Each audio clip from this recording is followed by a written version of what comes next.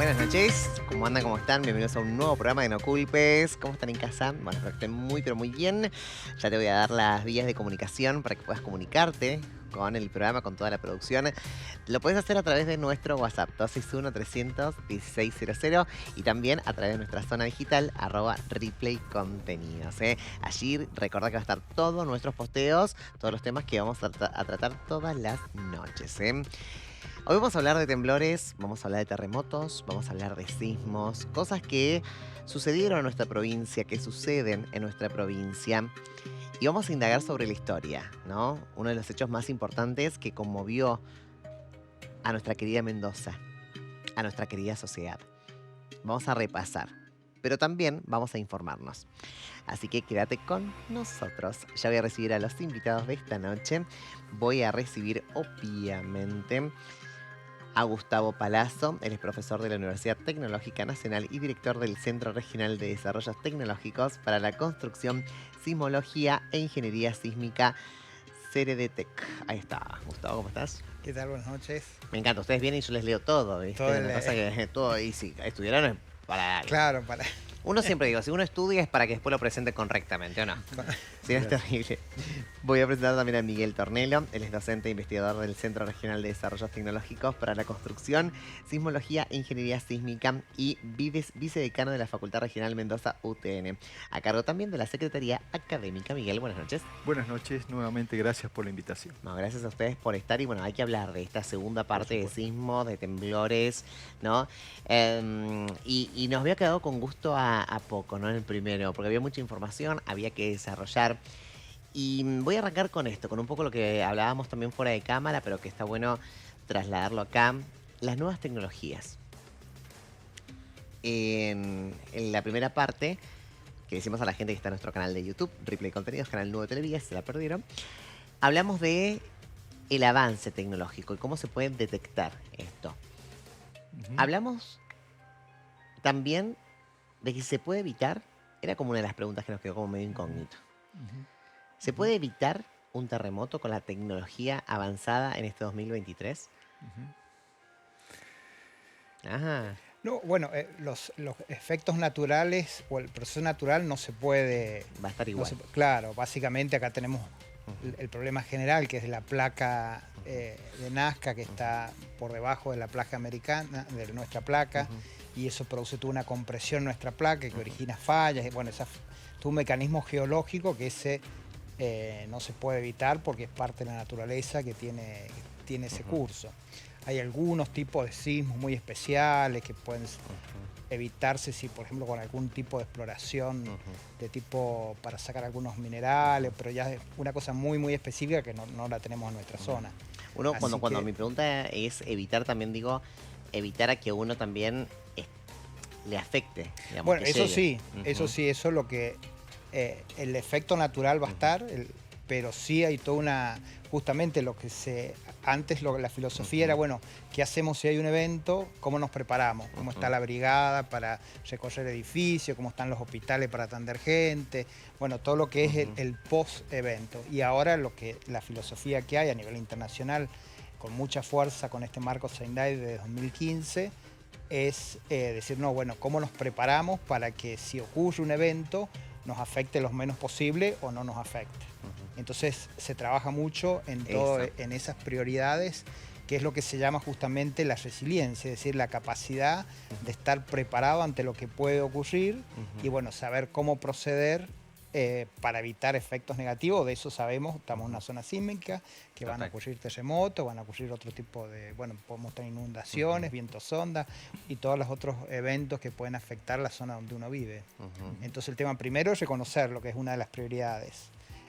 Y después es tener políticas públicas para ujú, atender hacer frente a esos eventos y tener toda una participación de la comunidad ujú. en esas situaciones para que, bueno, entre todos podamos Claro. hacer frente a eso antes de que ocurra, que es la idea ahora. Bien, por ahí llegaron las nuevas tecnologías y hablamos un poco en el programa pasado acerca de nos avisa el celular, sí, nos Ujú. avisa el internet, nos avisa la aplicación, Pero ¿con cuántos minutos, con cuánto margen? Porque creo que nos avisaba y al toque se sentía el temblor, ¿no? Era segundos. ¿Se puede generar un margen mayor de aviso? Porque digo, ahora Bueno, el que está es muy, digo, todos muy aquellos que pequeño. vivimos en los últimos temblores Exacto. fueron muy, el margen fue muy corto. Fue, te Sí, avisaba y sucedía. sí. Ahí yo quería agregar un A ver. concepto para seguramente que la audiencia es muy curiosa en este aspecto, Ujú, que es la clásica pregunta en el sentido de decir, bueno, ¿podemos predecir los terremotos? ujú, Podemos decir de que a nivel mundial hay una gran cantidad de trabajos de investigación ujú, que están investigando en esa línea. Lamentablemente, al día de la fecha, no podemos dar precisión con exactitud, ujú. porque predecir implicaría decir no solamente el lugar, sino también la fecha y la hora. Claro. Eso es bastante difícil. Repito, hay muchos trabajos de investigación relacionados con esa temática, algunas con una emisión de gas en el ambiente, Ujú, segunda, una coloración del granito, siempre y cuando en la superficie haya granito. Tercero, los huecos sísmicos ujú, que se producen. De hecho, ahora en Chile se está hablando que en la zona central de Chile hay un retraso sísmico ujú. y puede ser la causa de un futuro terremoto, pero desde ese punto de vista no es sencillo al día de la fecha predecir un terremoto. Ujú, Por lo tanto, coincido en este caso con Gustavo, que la herramienta que tenemos a mano es estar preparado para ante la ocurrencia de un ujú. terremoto. Porque donde evidentemente ocurrió un terremoto, siendo zona sísmica, va a volver a ocurrir. ¿Estamos preparados? Bueno, a ver, volviendo a la pregunta Perdón tuya, que te haya interrumpido. no, Pero me la pero dejaste picando, está dije. muy buena la pregunta. Ujú. Volviendo a la pregunta tuya, hay Sí. dos aspectos. Primero, no sería desde el punto de vista, yo diría, físico y teórico, reducir el tiempo en el cual Bien, estos sistemas pueden dar un preaviso, porque bien. repito, depende de la cercanía o la Ujú, lejanía del terremoto. En la medida que el terremoto esté más lejano, sí vamos a tener mayor cantidad de tiempo para tomar medidas de autoprotección o algunas medidas relacionadas con el ujú. tema. Mientras los terremotos sean locales, lamentablemente no vamos a tener el tiempo suficiente para tomar una autoprotección. Bien. Respecto a preparación, bueno, a ver, estamos mucho mejor que años anteriores. Se ha trabajado en un sistema de concientización. Gustavo la vez pasada expresó de que evidentemente hoy se hacen simulacros en Ujú, escuela, hoy se hacen simulacros en otras instituciones públicas del ujú. Estado, lo cual está bien. ¿Nos faltan? Sí, nos faltan algunos aspectos. Por ejemplo, que eh, la parte civil esté organizada. Yo creo que eso nos está faltando. Ujú, La parte, por ejemplo, hay países sísmicos en el mundo donde la parte civil está organizada por manzanas, ujú, donde hay un líder de manzana que es el que maneja la emergencia post-terremoto. La organización de la parte civil nos ujú. está faltando. Nos está faltando evaluar algunos edificios que fueron construidos con anterioridad a los códigos Claro. modernos. También nos está faltando. Ujú, Pero digamos, hoy digamos, estamos mucho mejor que hace muchos años ujú. atrás, inclusive en relación al terremoto de 1985, que fue un punto de Ujú. inflexión también en la región. Y creo que todavía nos quedan cosas por hacer entre un trabajo conjunto entre el Estado y las asociaciones civiles. Bien. Comento Sí, con la sí, misma sí. pregunta, porque también esto es importante. Ujú, Bueno, Naciones Unidas, que es la que ha promovido toda esta ujú, filosofía general y de cómo enfrentar a los distintos riesgos, ujú, bueno, tiene este marco Sendai que era de 2015 a 2030, el plan de acción y de metas a cumplir. Entonces ahora se cumple la mitad, ujú, 2023. Entonces, ¿qué hicieron? Una evaluación. ujú, Dijeron, bueno, de todo lo que hemos previsto hacer, cómo estamos caminando ujú, en esas metas. Y entonces evaluaron distintas regiones, entre esas está incluido Latinoamérica y el Caribe, y evaluaron específicamente 4 prioridades que se han fijado en el marco de Sendai. Y bueno, se han avanzado, pero todavía falta bastante. Se ha avanzado, por ejemplo, ya tenemos una ley nacional de gestión de riesgo, otros países también la ujú. tienen, hay planes de gestión de riesgo, bueno, hay Qué bueno eso. participación de la comunidad, pero todavía falta. O sea, las prioridades se está trabajando, pero falta desarrollarla y falta implementarlas más. Nosotros estamos terminando en Argentina el plan de justamente reducción de riesgos en general, 2018-2023, y bueno, de lo que se había fijado para la parte de terremotos, hay muchas cosas que todavía no se han cumplido. Por ejemplo, esto de que decía Miguel, verificar todos los edificios importantes que son antiguos y a ver en qué situación están, para ver si es necesario algún tipo de modificación. Bueno, cómo participa más la comunidad y no solamente desde las escuelas, sino cada familia o cada fábrica, cada lugar público que sepa cómo enfrentar a distintos riesgos. Que es fundamental. Claro, todo eso, digamos, está planteado y se conoce qué es lo que falta y qué es lo que hay que hacer. En Argentina, como estamos empezando con esto, porque la ley es de hace 2016, no hace tanto, el organismo que regula a nivel nacional es el SINAGIR, y bueno, es un organismo que está empezando a funcionar, pero todavía, digamos, en lo concreto de cómo avanzar más en la reducción del riesgo sísmico, bueno, todavía queda por andar bastante todo. Perfecto. En México hay como alarmas, ¿no? En las que avisan. ¿Estamos muy lejos en Mendoza en tenerlas? Esas alarmas de aviso. Digo, Mendoza, Chile, que son como los lugares donde hay mayor, digamos, temblores, sismos. ¿Son Bueno, funcionales también? bueno, a ver, entiendo que las alarmas son útiles. Entiendo que para ciertos eventos sísmicos, generalmente, repito, cuando son de distancias medianas o lejanas, pueden ser útiles, aunque las ondas sísmicas que llegan de esos terremotos no son, digamos, muy dañinas para la población en general. Aquellos terremotos que sí son de origen local, fallas locales, en la cual Mendoza está inserta en un sistema de fallamiento geológico local, el tiempo de aviso puede ser muy escaso y desde ese punto de vista podrían no ser efectivas este tipo de alarmas. Bien. Precisamente porque al ser los terremotos cercanos, las alarmas se manejan entre la diferencia entre la llegada de la onda principal y la onda secundaria. Y ese tiempo es muy pequeño. Bien, entre 1985 y 2023, ¿hemos aprendido algo de ese terremoto que nos marcó a los mendocinos? Hemos aprendido, toda vez que ocurre un terremoto, generalmente hay una actualización del sistema de normativa, construcción, de estructura, donde uno hace una adecuación. De cada terremoto se aprende. Hemos aprendido por qué ocurrieron determinadas fallas en determinadas regiones de la ciudad, cuando el terremoto fue más de 25 kilómetros de lo que es el Gran Mendoza. Hemos aprendido que es necesario conocer con antelación problemas de sitio que están localizados en ciertos sectores de la ciudad por problemas exclusivamente geológicos, que es necesario tenerlos presentes al momento de planificar una ciudad, al momento de que la ciudad tenga algún proyecto de crecimiento para un futuro. Hemos aprendido algunas cosas que en general han sido plasmadas en los respectivos reglamentos. Claro, hay un tema, yo agregaría, por ejemplo, se ha ido avanzando en los reglamentos, que son estos documentos que se usan para diseñar construcciones y para controlar que se construya de acuerdo a eso, que lo hace también el control las municipalidades. Ahora, falta también la gestión política para, digamos, mejorar que todo esto se lleve a la práctica en todo el marco de la provincia. Veíamos, me recordaba un colega por el problema pasado, de la cantidad de edificaciones que se construyen a nivel privado sin el control municipal, que serían las construcciones clandestinas.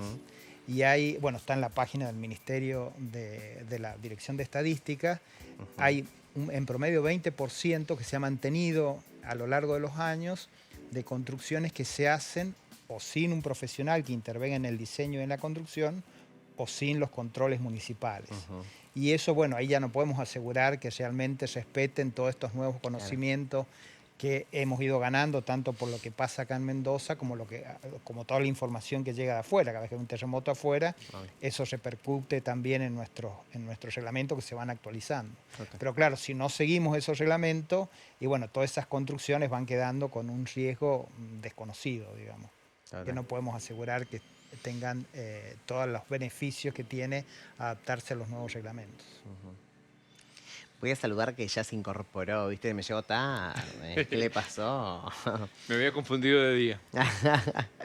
Jorge Ricardo Ponte, él es doctor en Sociología de la Escuela de Altos Estudios en Ciencias Sociales de París y arquitecto. Además, fue investigador del CONICET. Jorge, buenas noches. Buenas noches, ¿qué tal?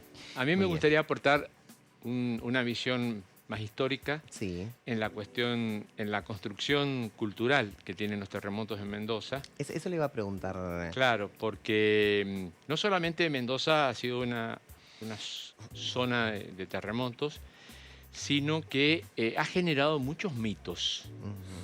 Por ejemplo, es muy común que todos los mendocinos expliquen a los turistas que nosotros tenemos una ciudad con plazas equidistantes de la Plaza Independencia, que esto es por los terremotos. Es decir, todo lo atribuimos al tema de los terremotos, cuando habíamos señalado en el programa anterior que no se sabía por qué eran los terremotos. Claro. Entonces, mal podíamos nosotros estar previendo una ciudad antisísmica, como los mendocinos intentan vender, cuando no se sabía por qué era. A pesar de que vinieron de Chile expertos como Huidobro, que trabajaba con el famoso Savio Domeico, que era un polaco que fue el primer rector de la Universidad de Chile y que era un experto en problemas de terremotos. Es decir, vino gente que se estaba aproximando al tema, ¿no? Entonces, pero a pesar de eso, los mendocinos hemos dado curso libre, sin ningún tipo de fundamentación, por ejemplo, a esta idea de que la nueva ciudad post-terremoto fue trazada previendo los terremotos. Es decir, esta ciudad de 8x8 manzanas, que estaría incluida entre Avenida Colón, Avenida Las Heras, Belgrano y Avenida San Martín. Ahí se delimita un cuadrado de 8x8 manzanas con una plaza central de 4x4 manzanas más 4 plazas periféricas, ¿no es cierto?, que son equidistantes de la central. Entonces, eso da pie para que los mendocinos digamos, ¿no es cierto?, que es un diseño antisísmico, sin saber que es también el mismo diseño de la ciudad de Resistencia y que es el mismo diseño de la ciudad de Formosa, que no son evidentemente ciudades sísmicas. ¿Y esto a qué se debe? ¿A qué? Esto se debe a que en el tiempo que hubo que reconstruir la ciudad de Mendoza, es decir, entre 1863, hubo mucho debate de cómo debía hacerse, dónde debía hacerse. Hubo una ley, inclusive en 1862, que había decidido trasladar la ciudad de Mendoza a lo que conocemos hoy en el barrio de Las Tortugas, que sería en el carril Sarmiento, donde hoy estaría el barrio Covimet, aproximadamente, en Godoy Cruz, entre Godoy Cruz y Maipú. Esa ley de Las Tortugas es una ley de 1862 que no se cumplió nunca. ¿Por qué? Porque a pesar de que había sancionado una ley, la gente no se quiso ir tan lejos. Yo les explicaba a mis hijos cuando eran chiquitos y vivíamos en el barrio de Covimet, les explicábamos que no vivíamos precisamente en pleno centro porque no habían cumplido la ley de 1862, ¿no es cierto? Que es esa ley. Es decir, hubo un primer intento de dejar la ciudad donde estaba, en la ciudad vieja. Otro segundo intento de llevarla a la zona de Las Tortugas. Y finalmente un tercer intento que fue lo que se llamó la Villa de Palmira. La Villa de Palmira fue un proyecto de ciudad que se hizo sobre lo que hoy es la ciudad post-terremoto, que se iba gestando simultáneamente con este proyecto de Las Tortugas, y que en realidad era un camuflaje para hacer un enroque y que la ciudad se hiciera donde se iba a hacer la Villa de Palmira. ¿A qué viene todo esto? A ver. Esto viene a que esta idea, ¿no es cierto?, de esta ciudad Sí. con una plaza grande y 4 plazas periféricas, era una idea que tenían en Buenos Aires el Departamento de Agrimensores Nacionales. Era así como en las municipalidades, cuando uno quiere hacerse una casa y no tiene recursos, va a la municipalidad y la municipalidad le regala un plano de una casita tipo. Bueno, en esa oficina de agrimensores nacionales les regalaban un plano para hacer una ciudad típica. Ah, Entonces, mal tiene que ver toda esta asociación con los terremotos. Por otro lado, si quisiéramos irnos hacia la historia, veríamos que hay un trazado similar al trazado de Mendoza de 4 plazas con una que en la ciudad de Filadelfia, en Estados Unidos. Así que es muy probable también que esa idea de Filadelfia haya venido a través de, cuando no, del propio Sarmiento. Sarmiento fue embajador de Estados Unidos, Argentina en Estados Unidos, y Sarmiento conoció, por supuesto, Filadelfia. Entonces, él hace todo un proyecto de generación de ciudades para la Argentina, y esta idea de hacer plazas equidistantes de una plaza mayor es una idea, ¿no es cierto?, que es muy probable que haya venido vía Filadelfia, vía Sarmiento, a la Argentina, y de Buenos Aires o el Departamento de Agrimensores Nacionales haya llegado finalmente a Mendoza. Porque una de las figuras que vino después del terremoto, el terremoto planteó una gran desorganización política y administrativa en la ciudad de Mendoza. bien. Hay que pensar... Estamos hablando de 1861. Claro, hay que pensar, ¿no es cierto?, lo que significaba. Fue también una ruptura desde el punto de vista económico, porque hay algo que no se habla, y es que la economía de la provincia de Mendoza y de la ciudad era una economía molinera. Ajá. Esto no lo dice en la vendimia, cuando la vendimia dice llegó el fundador, plantó la vid y nació el vino y nació Mendoza. Mendoza fue durante muchísimos años una ciudad molinera. ¿Por qué? Porque se aprovechaban los cursos del agua para mover molinos hidráulicos. Pero, ¿qué pasó con el terremoto? El terremoto demolió a esos molinos. Ah, Habían 25 la molinos. economía se fue al pique. Exactamente. Claro, claro, Entonces fue una catástrofe económica, inclusive el tema del terremoto, y Mendoza, al crolar la economía molinera, va a empezar la etapa vitivinícola, diríamos, a la fuerte impronta, y esto va a coincidir que en 1885 Sí. va a llegar el ferrocarril a Mendoza. Bien. Entonces, todos estos años que han pasado entre 1861 y Y 1885 son los años en que nosotros hablamos del barrio de la ruina para referirnos a la antigua ciudad de Mendoza. Ahí está, muy bien. Mira cómo te lo Aquí tengo contextualiza todo. también con la pregunta anterior de las mejoras, bueno, una mejora importante que tenemos en la provincia es la Agencia de Ordenamiento Territorial, que justamente es la que vela para que en el presente y en el futuro las ciudades crezcan en función también de toda la problemática que tiene la provincia. Y cada municipio tiene también está adaptado su ordenamiento territorial, entonces las construcciones deben hacerse también de acuerdo al sitio, de acuerdo al ambiente y respetando las particularidades. Entonces ahora sí también tenemos un órgano del Estado que también vela para que no crezca en forma desordenada la ciudad. Eso es como fundamental. ¿Tenemos lugares antisísmicos en nuestra provincia? ¿Por qué se quedan mirándome así?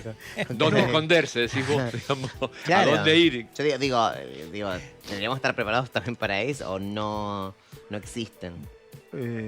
Bueno, Capaz que es muy de película mi pregunta, ¿no? También claro. Pero digo, estamos en un territorio totalmente sísmico, con temblores, no hay lugares donde, en el caso que llegue a suceder algo parecido, Dios quiera que no, pero llega a ser algo parecido a 1861, 1985, ¿no? Bueno, la experiencia... Más 1861, ¿no?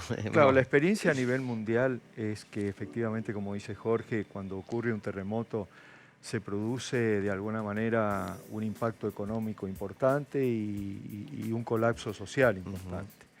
Es allí donde juega un papel, yo diría, relevante el estar preparado para recibir ese tipo de... ¿Qué es estar preparado? Generalmente estar preparado es cuando uno ocurre un terremoto, saber de que no va a tener luz, no va a tener teléfono, no va a tener gas y con suerte posiblemente tenga algo de agua. Es un montón. Es decir, estar preparado para afrontar esa dificultad. Estar preparado para decir que nadie va a venir a ayudarnos, por lo menos en las primeras horas del terremoto, cuando el evento es muy grande. Por lo tanto, tiene que haber, de alguna manera, una organización civil, insisto en este aspecto, primero desde el núcleo familiar hasta ir creciendo desde un grupo, yo diría, a nivel de manzana y después a nivel un poco también más macro. Es allí también donde el Estado se ve superado. El Estado se ve superado porque hay muchas atenciones primarias que tiene que asistir. Entonces, es sumamente importante que la sociedad civil esté organizada en este aspecto. Pero, volviendo a la pregunta original, no tenemos un lugar como si fuera un lugar antibombas, por llamarle asociado a una guerra. Entendemos que los lugares más seguros deben ser discutidos en familia y deben estar dentro del ámbito, cuál es el lugar más seguro dentro de lo que es el barrio y de estar preparado para que autoprotegernos y autosustentarnos por lo menos durante las primeras horas. Sí, claro, es cierto. Perdón, ahí, bueno, Defensa Civil trabaja mucho esto en el plan familiar, lo mismo cuando lo hacen las escuelas, o hay organismos, el Hospital Central, por ejemplo, hacen también... Bien, hay que darle... claro, para saber qué hacer en el momento que ocurre un evento, porque uno puede estar, no siempre está en la casa. Y recién estaban viendo algunas imágenes que tenía la producción, si la podemos ver para ilustrar. Claro, había gente en la oficina, te agarra y no sabes para dónde. Claro.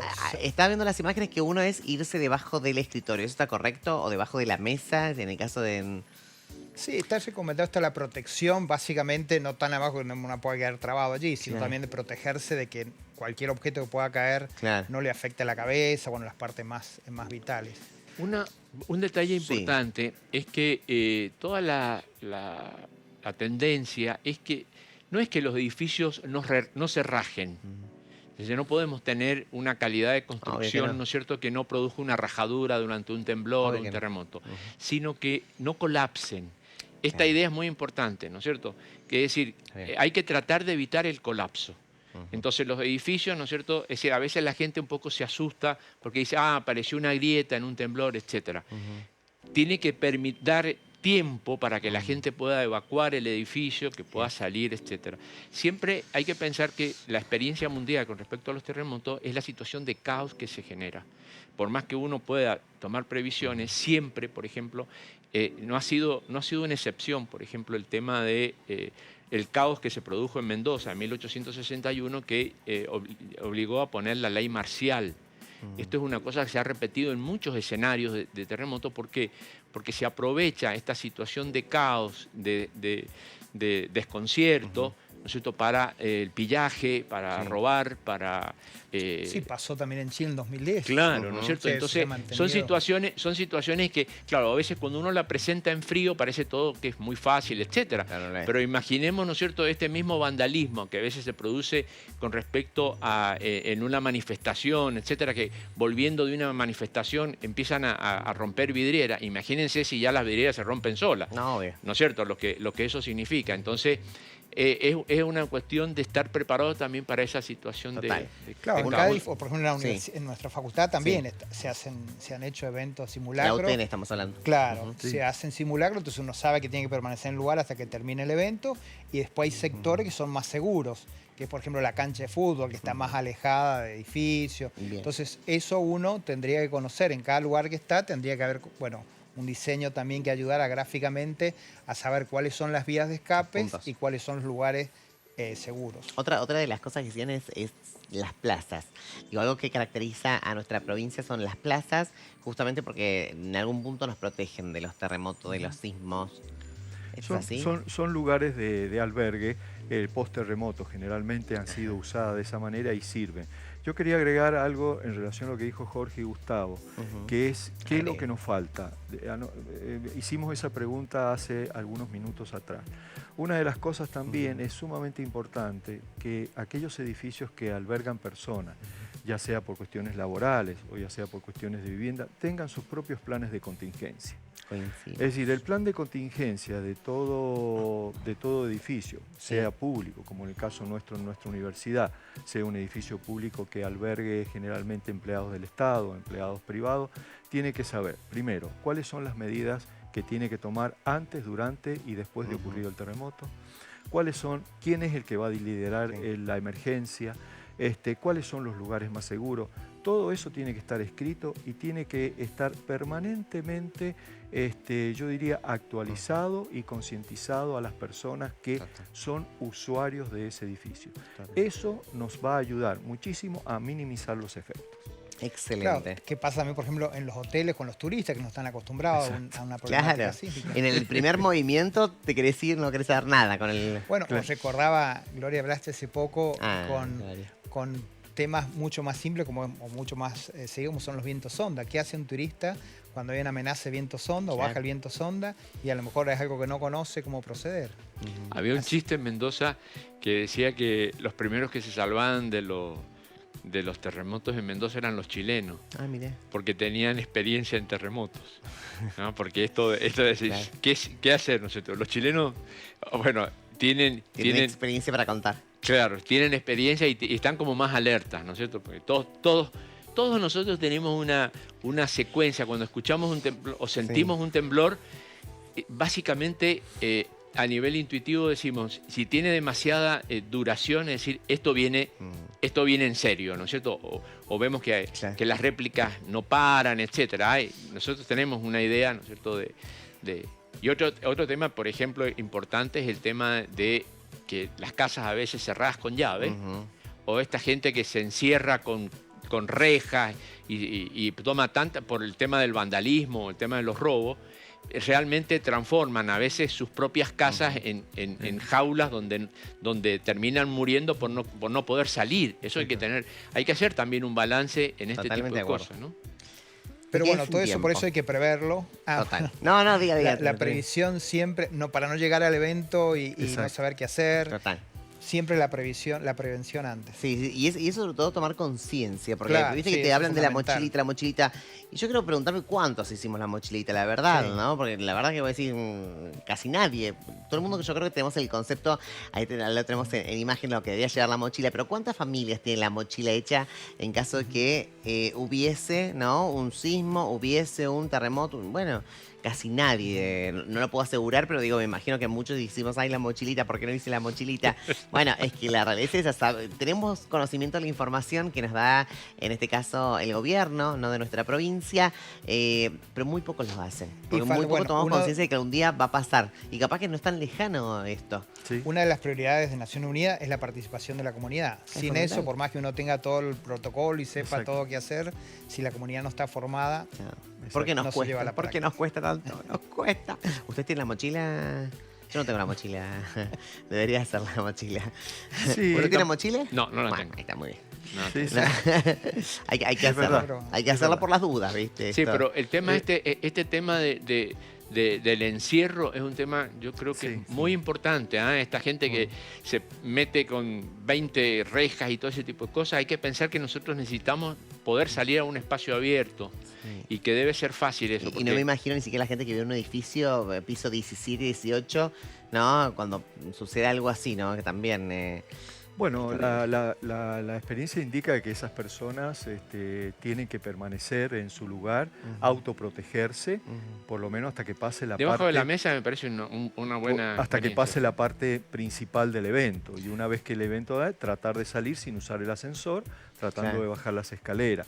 ¿Qué aprendimos del terremoto del 85? El uso de algunos materiales inadecuados habían caído sobre las escaleras y la gente salió descalza y se dañó fuertemente, no por el terremoto, sino por materiales Yo creo que el tema de la inadecuados. linterna O sea, es un tema exacto. que eso, yo no sé si tanto la mochilita, pero tener una linterna a mano Sí, por las dudas. con pilas o cargadas, etcétera, porque los terremotos pueden ser en la noche y puede ser muy, muy eficaz tener una linterna a mano. Es decir, hay un refrán de los chinos que dicen lo mejor es enemigo de lo bueno. Tal vez el mejor equipamiento previsto, así en frío, ¿no es cierto?, respecto de los terremotos, no sea... y lo bueno es tener un celular cargado, tener pilas como para que puedan funcionar, Total. una radio portátil.